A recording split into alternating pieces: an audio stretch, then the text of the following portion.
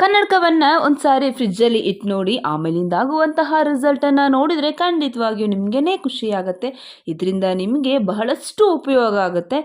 So guys, ಇದೇ ರೀತಿಯ ಕೆಲವೊಂದು ಯೂಸ್ಫುಲ್ ಟಿಪ್ಸ್ಗಳು ನಿಮಗಾಗಿ ಇದೆ. ವಿಡಿಯೋವನ್ನು ಸ್ಕಿಪ್ ಮಾಡದೆ ಎಂಡ್ ತನಕ ನೋಡಿ. ಹಾಗೆ ವಿಡಿಯೋ ಇಷ್ಟ ಆಗಿದ್ರೆ ಪ್ಲೀಸ್ ಒಂದು ಲೈಕ್ ಕೊಟ್ಟು ಚಾನಲನ್ನು ಸಬ್ಸ್ಕ್ರೈಬ್ ಮಾಡಿ.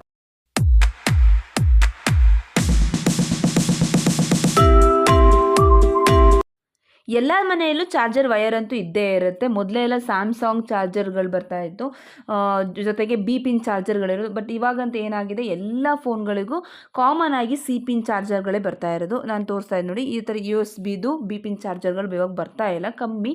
ಸೊ ಇನ್ ಕೇಸ್ ಏನಾದರೂ ಈ ಥರದ ಚಾರ್ಜರ್ಗಳೇನಾದ್ರು ನಿಮ್ಮ ಮನೇಲಿ ಇತ್ತು ವಯರ್ ಅಂತ ಹೇಳಿದರೆ, ನಾನು ಒಂದು ನೈಲ್ ಪಾಲಿಶನ್ನು ತೆಗೆದುಕೊಂಡು ಅದ್ರ ಮೇಲೆ ನಾನು ಒಂದು ಪುಟ್ಟದಾಗಿ ಮಾರ್ಕನ್ನು ಮಾಡ್ಕೊಳ್ತಾ ಇದ್ದೀನಿ. ಯಾಕೆ ಅಂತ ಹೇಳಿದರೆ, ಮನೇಲಿ ವಯಸ್ಸಾದವರೇನಾದರೂ ಇದ್ದರೆ, ಅಥವಾ ಯೂಶ್ವಲಿ ಸ್ವಲ್ಪ ಜನಕ್ಕೆ ಏನಾದರೂ ಕಣ್ಣು ಕಾಣಿಸ್ತಾ ಇಲ್ಲ, ಅಥವಾ ಚಾರ್ಜರ್ ನಾನು ಅಡಾಪ್ಟರ್ನ ನಾವೇನಾದರೂ ಮೊಬೈಲ್ಗೆ ಕನೆಕ್ಟ್ ಮಾಡಬೇಕು ಅಂತ ಹೇಳಿದರೆ, ಸಣ್ಣ ಪುಟ್ಟ ಕನ್ಫ್ಯೂಷನ್ ಏನಾದರೂ ಇತ್ತು ಅಂತ ಹೇಳಿದರೆ, ಸೊ ತಕ್ಷಣಕ್ಕೆ ನಮಗೆ ಅದನ್ನು ಚಾರ್ಜರ್ಗೆ ಮೊಬೈಲನ್ನು ಕನೆಕ್ಟ್ ಮಾಡೋಕ್ಕಾಗ್ತಾ ಇಲ್ಲ ಅಂತ ಹೇಳೋರು, ಸೊ ಏನು ಮಾಡಿ ಅಂತ ಹೇಳಿದರೆ, ನೀವು ಯಾವ ಕಡೆ ಮೊಬೈಲ್ ಚಾರ್ಜರ್ಗೆ ಕನೆಕ್ಟ್ ಮಾಡ್ತಿರಲ್ವ, ಆ ಕನೆಕ್ಟ್ ಮಾಡುವಂತಹ ಸೈಡ್ ಏನಿದೆ ಅಲ್ಲಿಗೆ ನೀವು ನೈಲ್ ಪಾಲಿಶನ್ನು ಅಪ್ಲೈ ಮಾಡ್ಕೊಳ್ಳಿ. ಈ ರೀತಿ ಮಾಡೋದ್ರಿಂದ ಏನಾಗುತ್ತೆ, ತಕ್ಷಣಕ್ಕೆ ನಾವು ಕಲರ್ ನಮಗೆ ಐಡೆಂಟಿಫಿಕೇಷನ್ ಆಗುತ್ತೆ ನೋಡಿ. ಸೊ ನಾವು ಆವಾಗ ತಕ್ಷಣಕ್ಕೆ ನೀವು ಚಾರ್ಜರನ್ನು ಹಾಕೋಕ್ಕೆ ಈಸಿ ಆಗುತ್ತೆ.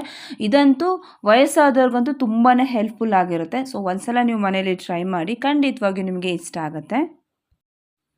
ನಾವು ಬಳಸುವಂತಹ ಕನ್ನಡಕದಲ್ಲಿ ಸಣ್ಣ ಪುಟ್ಟ ಸ್ಕ್ರಾಚಸ್ಗಳಾಗಿದ್ರೆ, ಅಥವಾ ಧೂಳು ಏನಾದರೂ ಕೂತಿದ್ರೆ, ಅಥವಾ ಬಿದ್ದು ಏನಾಗುತ್ತೆ ಚಿಕ್ಕ ಪುಟ್ಟ ಸ್ಕ್ರಾಚಸ್ಗಳಾಗಿರುತ್ತೆ. ತುಂಬ ಧೂಳು ಕೂತಿದ್ದಾಗ ನಮ್ಗೆ ಏನಾಗುತ್ತೆ, ಆ ಕನ್ನಡಕದಿಂದ ನಾವು ನೋಡುವಾಗ ನಮಗೆ ಕರೆಕ್ಟ್ ವಿಷನ್ನು ನಮಗೆ ಕಾಣಿಸಲ್ಲ. ಸೊ ಈ ರೀತಿ ಇರುವಾಗ ನಾವೇನು ಮಾಡ್ತೀವಿ, ಕೆಲವೊಂದು ಬಟ್ಟೆಗಳನ್ನ ತೊಗೊಂಡು ಒರೆಸ್ತೀವಿ. ಇದರಿಂದನೂ ಸಹ ಏನಾಗುತ್ತೆ, ಧೂಳಾಗುತ್ತೆ.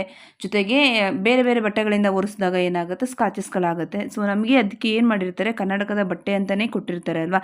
ಸೊ ಆದ್ರೂ ಕೆಲವೊಂದು ಸಲ ಕ್ಲೀನ್ ಮಾಡ್ಕೊಳ್ಳೋಕ್ಕೆ ನಮಗೆ ಈಸಿಯಾಗಿ ಹೇಗೆ ಕ್ಲೀನ್ ಮಾಡ್ಕೋಬೇಕು ಅಂತ ಅನಿಸಿದರೆ, ಸೊ ಒಂದ್ಸಲ ಏನು ಮಾಡಿ ಅಂತ ಹೇಳಿದರೆ, ನಿಮ್ಮ ಕನ್ನಡಕವನ್ನು ಒಮ್ಮೆ ನೀವು ಫ್ರಿಜ್ಜಲ್ಲಿ ಇಟ್ಬಿಡಿ.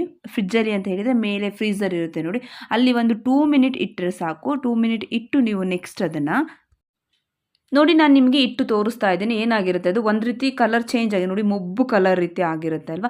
ಈ ರೀತಿ ಇದ್ದಾಗ ಏನು ಮಾಡಬೇಕು ಅಂತ ಹೇಳಿದರೆ, ಕನ್ನಡಕ ಒರೆಸೋಕೆ ಅಂತಲೇ ಬಟ್ಟೆ ಕೊಟ್ಟಿರ್ತಾರಲ್ವ, ಆ ಬಟ್ಟೆಯಿಂದಲೇ ನೀವು ಕ್ಲೀನ್ ಮಾಡ್ಕೊಳ್ಳಿ. ನೀವು ಯಾವುದ್ಯಾವುದೋ ಬಟ್ಟೆಯಿಂದ ಒರೆಸೋದು ಬೇಡ.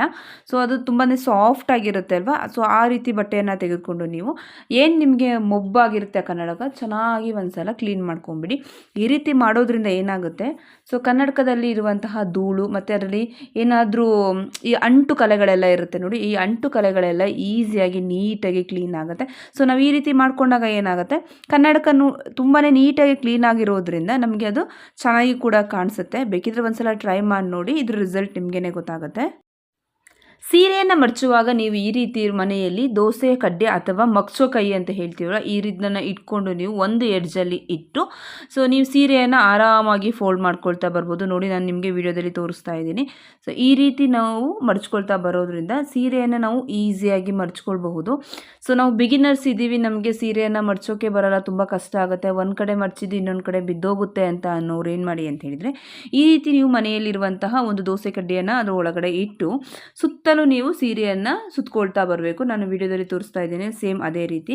ಸೊ ಈ ರೀತಿ ನೀವು ಮಾಡ್ಕೊಳ್ತಾ ಬರೋದ್ರಿಂದ ಏನಾಗುತ್ತೆ, ಸೀರೆಯು ಕೂಡ ನೀಟಾಗಿ ಫೋಲ್ಡ್ ಆಗುತ್ತೆ, ಜೊತೆಗೆ ಎಲ್ಲೂ ಕೂಡ ಅದು ಬಿದ್ದೋಗಲ್ಲ. ನೀವು ಈ ರೀತಿ ಮಾಡಿ ನೀವು ಜೋಡಿಸಿ ನೀವು ಬೀರಲ್ಲಿ ಇಟ್ಕೊಳ್ಳೋದ್ರಿಂದ ಏನಾಗುತ್ತೆ, ತುಂಬ ಸ್ಪೇಸಸ್ ನಾವು ಹೇಗೆಗೋ ಮಡಚಿ ನಾವು ಜೋಡಿಸಿ ಇಟ್ಕೊಂಡಾಗ ತುಂಬ ಸ್ಪೇಸಸ್ಗಳು ಬೇಕಾಗುತ್ತೆ.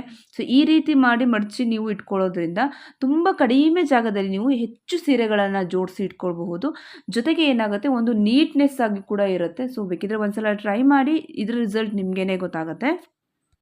ಕಂಪ್ಲೀಟಾಗಿ ಸೀರೆ ಎಲ್ಲ ಸುತ್ತಿದ ಆದಮೇಲೆ ನಿಮಗೆ ನಾನು ತೋರಿಸ್ತಾ ಇದ್ದೀನಿ ನೋಡಿ, ಪೂರ್ತಿ ಸುತ್ತಿದ ಮೇಲೆ ನೀವು ನಿಧಾನಕ್ಕೆ ನೀವು ಒಂದು ಕಡೆ ಇಟ್ಕೊಂಡು ಅಲ್ಲಿರುವಂತಹ ದೋಸೆ ಕಡ್ಡಿ ಏನಿದೆ ಅದನ್ನು ತೆಗೆದುಬಿಡಬೇಕು. ತೆಗೆದು ನೋಡಿ, ನಿಮಗೆ ತೋರಿಸ್ತಾ ಇದ್ದೀನಿ ಎಷ್ಟು ನೀಟಾಗಿ ಫೋಲ್ಡ್ ಆಗಿದೆ ಅಂತ ಹೇಳಿ. ಇದನ್ನು ನೀವು ಈ ರೀತಿಯಾಗಿ ಜೋಡಿಸಿ ಬೀರುವಲ್ಲಿ ಇಟ್ಕೊಂಡಾಗ ತುಂಬ ಕಡಿಮೆ ಸ್ಪೇಸಸಲ್ಲಿ ನೀವು ಹೆಚ್ಚು ಸೀರೆಗಳನ್ನ ಇಟ್ಕೊಳ್ಬಹುದು.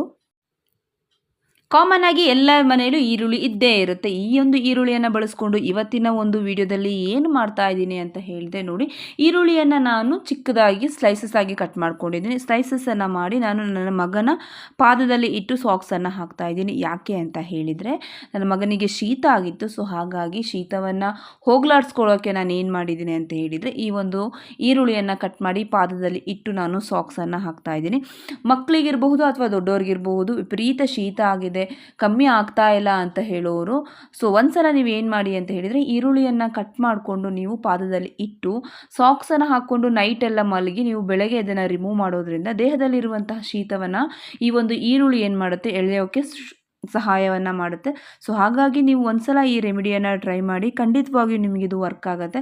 ಸೊ ಮಕ್ಕಳಿಗಂತೂ ಶೀತ ಅಂತೂ ಆದರೆ ಉಸಿರಾಡೋಕ್ಕೂ ಕಷ್ಟ ಆಗುತ್ತೆ, ಅವುಗಳಂತೂ ತುಂಬಾ ಕಷ್ಟಪಡ್ತಾರೆ. ಸೊ ಹಾಗಾಗಿ ನೀವು ಮನೆಯಲ್ಲೇ ಆರಾಮಾಗಿ ಯಾವುದೇ ಒಂದು ಮೆಡಿಸಿನನ್ನು ಬಳಸ್ತಾರೆ ನೀವು ನ್ಯಾಚುರಲ್ ಆಗಿ ನೀವು ಇದನ್ನು ಮನೆಯಲ್ಲೇ ಮಾಡ್ಕೊಳ್ಳೋದ್ರಿಂದ ಮಕ್ಕಳಿಗೂ ಕೂಡ ಇದು ಆರಾಮ್ ಅನಿಸುತ್ತೆ. ಒಂದ್ಸಲ ಬೇಕಿದ್ರೆ ಟ್ರೈ. ನಾವು ಮಾರ್ಕೆಟಿಂದ ಸೊಪ್ಪನ್ನು ತರ್ತೀವಿ, ತಂದ ಮೇಲೆ ನಾವು ಫ್ರಿಜ್ಜಲ್ಲಿ ಇಟ್ಟರೆ ಏನಾಗುತ್ತೆ, ಕರ್ಗಿ ಹಾಳಾಗಿಬಿಡುತ್ತೆ. ಈ ರೀತಿ ಆಗಬಾರ್ದು ಅಂತ ಹೇಳಿದರೆ ಸೊ ನೀವು ಇದನ್ನು ಏನು ಮಾಡಬೇಕು, ಫಸ್ಟು ನೀವು ಸೊಪ್ಪನ್ನು ನೀಟಾಗಿ ಕ್ಲೀನ್ ಮಾಡ್ಕೋಬೇಕು. ಕ್ಲೀನ್ ಮಾಡಿಕೊಂಡು ಸಪ್ರೇಟಾಗಿ ನೀವು ಸೊಪ್ಪನ್ನು ಎತ್ತಿಟ್ಕೋಬೇಕು. ಎತ್ತಿಟ್ಕೊಂಡ್ಮೇಲೆ ಏನು ಮಾಡಿ ಅಂತ ಹೇಳಿದರೆ ಮನೆಯಲ್ಲಿ ನ್ಯೂಸ್ ಪೇಪರ್ ಇರಬಹುದು ಅಥವಾ ಮಕ್ಕಳು ಬರೆದು ಇಟ್ಟಿರುವಂತಹ ಯಾವುದಾದ್ರೂ ನೋಟ್ಸ್ದು ಅಥವಾ ವೇಸ್ಟ್ ಯಾವುದಾದ್ರೂ ಕ್ಯಾಲೆಂಡರ್ ಶೀಟ್ ಏನಾದರೂ ಇದ್ರೂ ಆಯಿತು, ಯಾವುದಾದ್ರೂ ಒಂದು ಪೇಪರನ್ನು ತೆಗೆದುಕೊಂಡು ಸಪ್ರೇಟಾಗಿಯೇ ಎಲ್ಲ ಸೊಪ್ಪನ್ನು ನೀವು ಪೇಪರಿಂದ ಫೋಲ್ಡ್ ಮಾಡಿ ನೀವು ಒಂದು ಪ್ಲಾಸ್ಟಿಕ್ ಕವರ್ ಒಳಗೆ ಹಾಕಿ ನೀವು ಫ್ರಿಜ್ಜಲ್ಲಿ ಇಡೋದ್ರಿಂದ ನೀವು ಇದನ್ನು ಮಿನಿಮಮ್ ಒಂದು ವಾರದವರೆಗೂ ನೀವು ಕೂಡ ಇದನ್ನು ನೀಟಾಗಿ ಫ್ರೆಶ್ ಆಗಿ ಇಟ್ಕೊಳ್ಬಹುದು. ನಾವು ಹಾಗೆ ಇಟ್ಟರೆ ಏನಾಗುತ್ತೆ, ಸೊಪ್ಪೆಲ್ಲ ಕರಗಿ ಹಾಳಾಗಿಬಿಡುತ್ತೆ. ಸೊ ಈ ರೀತಿ ನೀವು ಪೇಪರಲ್ಲಿ ಫೋಲ್ಡ್ ಮಾಡಿ ಇಡೋದ್ರಿಂದ ಸೊಪ್ಪು ಯಾವ ಸ್ಥಿತಿಯಲ್ಲಿ ನೀವು ತಂದಿರ್ತೀರ ಅದೇ ಸ್ಥಿತಿಯಲ್ಲಿ ಒಂದು ವಾರದವರೆಗೂ ಫ್ರೆಶ್ ಆಗಿರುತ್ತೆ. ಸೊ ಪೇಪರಲ್ಲಿ ಸುತ್ತಿ ನೀವು ಕವರಲ್ಲಿ ಇಟ್ಟು ಫ್ರಿಜ್ಜಲ್ಲಿ ಈ ರೀತಿಯಾಗಿ ಒಮ್ಮೆ ಇಟ್ಟು ನೋಡಿ, ಇದರಿಂದ ಡೆಫಿನೆಟ್ಲಿ ನಿಮಗೆ ಗುಡ್ ರಿಸಲ್ಟ್ ಸಿಗುತ್ತೆ. ಸೊ ಗೈಸ್, ಇವತ್ತಿನ ವಿಡಿಯೋಗಳು ನಿಮಗೆ ಇಷ್ಟ ಆಗಿದೆ ಅಂತ ಹೇಳಿ ಭಾವಿಸ್ತಾ ಇದ್ದೀನಿ. ಇಷ್ಟ ಆಗಿದ್ದರೆ ಪ್ಲೀಸ್ ಒಂದು ಲೈಕ್ ಕೊಟ್ಟು ಚಾನಲನ್ನು ಸಬ್ಸ್ಕ್ರೈಬ್ ಮಾಡ್ಕೊಳ್ಳೋದ್ರ ಜೊತೆಗೆ ಪಕ್ಕದಲ್ಲಿರುವಂತಹ ಬೆಲ್ ಐಕಾನನ್ನು ಕ್ಲಿಕ್ ಮಾಡಿ ಆಲ್ ಅಂತ ಹೇಳಿ ಸೆಲೆಕ್ಟ್ ಮಾಡ್ಕೊಳ್ಳಿ. ಇದರಿಂದ ನನ್ನ ಎಲ್ಲ ವಿಡಿಯೋಗಳ ನೋಟಿಫಿಕೇಷನ್ ಫಸ್ಟ್ ಬಂದು ನಿಮಗೆ ತಲುಪುತ್ತೆ. ಹಾಗೆ ನಿಮ್ಮ ಫ್ಯಾಮಿಲಿ ಫ್ರೆಂಡ್ಸ್ಗೆ ಶೇರ್ ಮಾಡಿ, ಸಪೋರ್ಟ್ ಮಾಡಿ. ಮುಂದಿನ ಒಂದು ಹೊಸ ವಿಡಿಯೋದೊಂದಿಗೆ ಸಿಗ್ತೀನಿ. ನಮಸ್ಕಾರ.